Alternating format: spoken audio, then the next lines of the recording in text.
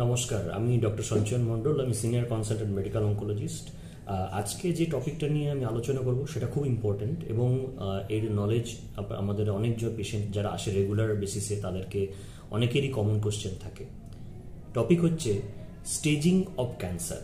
Staging ক্যান্সারের কি এটা এবং স্টেজিং ক্যান্সারে কেন দরকার পড়ে এটা জানা দরকার আমাদের as a clinicians, medical oncologist practice করছি, প্লাস জেনারেল যারা পার্সোনাল রয়েছে তারা, পেশেন্টের ফ্যামিলি এবং অলসো যারা ডক্টরস রয়েছে প্র্যাকটিস করছেন আদার স্পেশালিটিতে, তাদেরও এই স্টেজিং অফ ক্যান্সারটা জানাটা ভেরি ইম্পর্টেন্ট।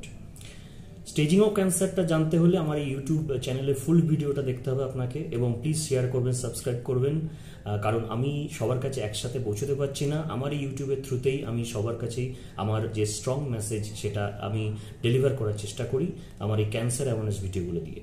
তো চলুন আজকের ভিডিওটা তাড়াতাড়ি স্টার্ট করা যাক। আজকের ভিডিওটার টপিকটা হচ্ছে স্টেজিং অফ ক্যান্সার। আমরা ক্যান্সারের স্টেজিং বলতে কি বুঝি? আমরা এক্সাম্পল দিয়ে বলতে পারি লাং ক্যান্সার। লাং ক্যান্সার আমাদের মধ্যে খুব কমন, বা ব্রেস্ট ক্যান্সার। ব্রেস্ট ক্যান্সার আর লাং ক্যান্সার আমাদের মেলসদের মধ্যে, লাং ক্যান্সার, ব্রেস্ট ক্যান্সার ফিমেলসদের মধ্যে খুব কমন। স্টেজিং কেন দরকার হয়? স্টেজিং মানে হচ্ছে যে আমরা যখন পেশেন্ট প্রেজেন্ট করছে আমাদের ওপিডিতে, আমরা আমাদের ক্লিনিশিয়ানসরা যারা মেডিকেল অঙ্কোলজিস্ট তারা পেশেন্টকে অ্যাসেস করে, ইমেজিং করে, বায়োপসি করে, আরও কিছু রকম টেস্ট করে আমরা বলি যে পেশেন্টের স্টেজিংটা কোন পর্যায়ে আছে। আমি কেন আমার প্রিভিয়াস ভিডিওতেগুলো alarming signs of cancers sub speciality wise দিতে স্টার্ট করেছি।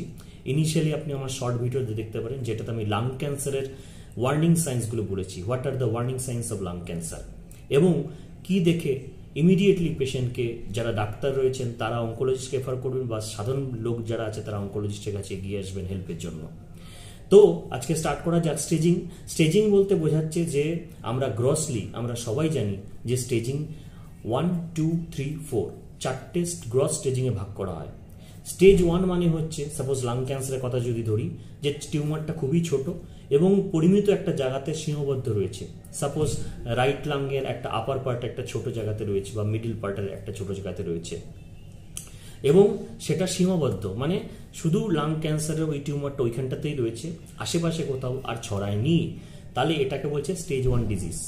স্টেজ 1 ডিজিজে যদি সিমটম দেখে পেশেন্ট আমাদের কাছে আসে ভেরি আর্লি স্টেজে, তখন কিন্তু তার ট্রিটমেন্ট আমরা লাং ক্যান্সারে কিউরেটিভ, এবং কিউরেটিভ লাং ক্যান্সার স্টেজ 1-এ হচ্ছে আমরা সার্জারি দিয়ে রিমুভ করতে পারি, বা পেশেন্টের যদি সার্জিক্যাল ক্যাপাবিলিটি না থাকে তাহলে আমরা এসআরএস বা রেডিওথেরাপির মাধ্যমেও ট্রিটমেন্ট করতে পারি, সিঙ্গেল মডালিটি ট্রিটমেন্ট দিয়ে। তারপরে প্যাথোলজি অনুযায়ী আমরা অ্যাডজুভেন্ট কেমোথেরাপির প্ল্যান করি। স্টেজ 2, স্টেজ 2 মানে কি বলছে? স্টেজ 2 মানে স্টেজ 1-এর থেকে একটু বেরিয়ে গেছে ডিজিজটা, হয়তো যে সেন্টিমিটারটা 3 সেন্টিমিটার কম ছিল সেইটা একটু বেড়ে 3 থেকে 5 সেন্টিমিটার হয়ে গেছে, তাহলে সাইজটা একটু বড় হয়েছে, একটু ছড়িয়েছে আশেপাশে, তখন তাকে বলছি স্টেজ 2 সরি। সো স্টেজ 2 এর মধ্যে আবার ক্যাটাগোরিজেশন আছে, যে একদম লোকালাইজড রয়েছে না, তার আশেপাশে একটু ছড়িয়ে পড়েছে, সেই ধরনের জিনিসটা নিয়ে আমরা স্টেজ 2-তে ক্যাটাগরাইজ করি। স্টেজ 2টা যে কোনো ক্যান্সারে কিন্তু গ্রসলি আমাদের কিউরেবল ইন্টেন্টে ট্রিটমেন্ট করা হয়, যে পেশেন্টকে আমরা কিওর করব এরকম একটা ট্রিটমেন্টে করা হয় স্টেজ 2।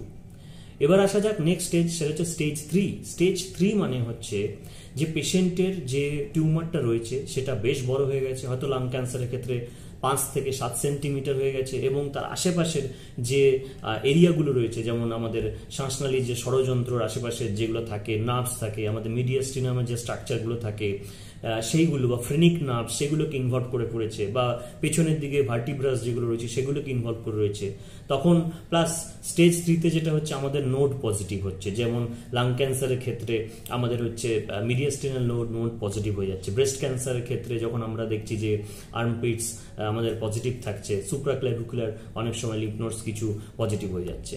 তো এই ধরনের ক্ষেত্রে নোড পজিটিভ ক্ষেত্রে মেনলি, এবং পেশেন্টের টিউমারটা যখন আরেকটু ছড়িয়ে গেছেন তখন তাকে আমরা স্টেজ দিচ্ছি stage 3 disease. Stage 4 disease grossly সব ক্যান্সারই স্টেজ 4 মানে হচ্ছে স্টেজ 4 মানে হচ্ছে মেটাস্ট্যাটিক ডিজিজ, মানে যখন ডিজিজ প্রাইমারি সাইট থেকে ছড়িয়ে শরীরের অন্য প্রান্তে ছড়িয়ে পড়েছে।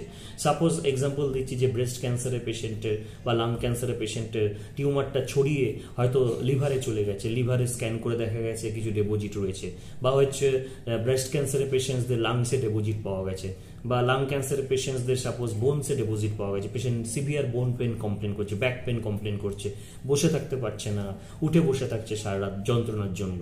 তো এই ধরনের পেশেন্টের যখন অন্যখানে ছড়িয়ে যাচ্ছে, কিছু পেশেন্ট যেমন ব্রেনে চলে যাচ্ছে ডিজিজ, যেমন ব্রেস্ট ক্যান্সারের পেশেন্ট বা লাং ক্যান্সারের পেশেন্ট, ব্রেন মেটস হয়ে যাচ্ছে পেশেন্টের, তখন পেশেন্ট কনভালশন বা কিছু নিয়ে প্রেজেন্ট করছে, চোখে দুটো ডবল ভিশন দেখছে, ডিপ্লোপিয়া হয়ে যাচ্ছে, এইসব জিনিস সিমটমসগুলো নিয়ে পেশেন্ট তখন প্রেজেন্ট করছে।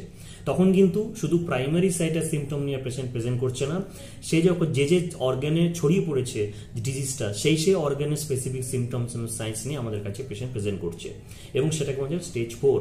তাহলে আমরা স্টেজ 1 স্টেজ 2 যখন আমরা কিউরেটিভ ইন্টেন্টে জাস্ট সার্জারি করে আমরা বার করে দিচ্ছি জিনিসটাকে, এবং তারপরে আমরা জাস্ট অ্যাডজুভেন্ট থেরাপি দিয়ে কিউরেবল ইন্টেন্ট করছি। স্টেজ 3 লাং ক্যান্সারে কিন্তু অ্যাডভান্স স্টেজে, লোকালি অ্যাডভান্স স্টেজে আমাদের কিন্তু মানে সার্জারির অপশন কিন্তু সেরকম থাকছে না। যদি নোট পজিটিভ হয়ে যাচ্ছে, N3 ডিজিজ হয়ে যাচ্ছে বা N2 লেট স্টেজ হয়ে যাচ্ছে, তখন কিন্তু আমাদের কেমো রেডিয়েশনের মাধ্যমে ট্রিটমেন্ট করা হচ্ছে। এবং তারপরে আমাদের এখন যে নতুন যে সংযোজন হয়েছে অ্যাডজুভেন্ট থেরাপিতে, ইমিউনোথেরাপি এবং targeted therapy, adjuvant long term একটা ট্রিটমেন্ট চলে, সেইটা দিয়ে পেশেন্টের রোগ প্রতিরোধ করা এবং ডিজিজ ফ্রি সার্ভাইভাল বাড়ানো, যাতে পেশেন্টের ডিজিজটা ফিরে না আসে, সেইগুলো আমরা অ্যাডজুভেন্ট থেরাপিতে দিচ্ছি।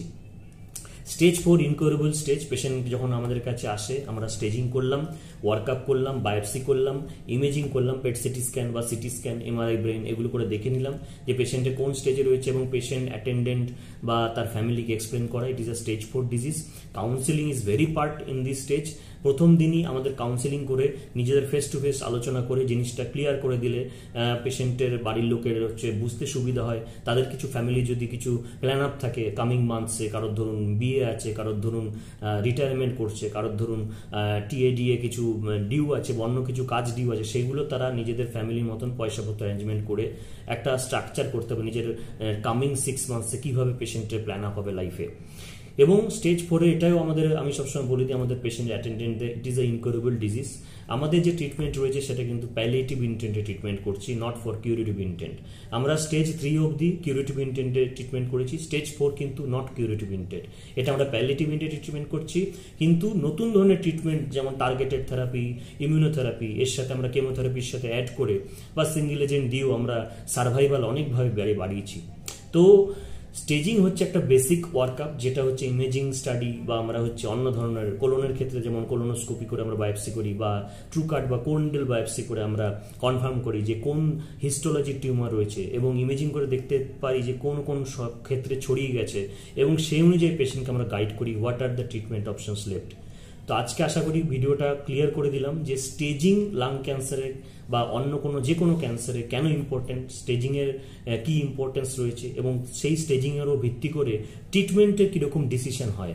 আপনাদের স্টেজিং নিয়ে যদি কোনো রকম কোয়ারিজ থাকে বা কোনো রকম যদি বক্তব্য থাকে, প্লিজ আমায় কমেন্ট সেকশনে জানান, I will be more happy to help you.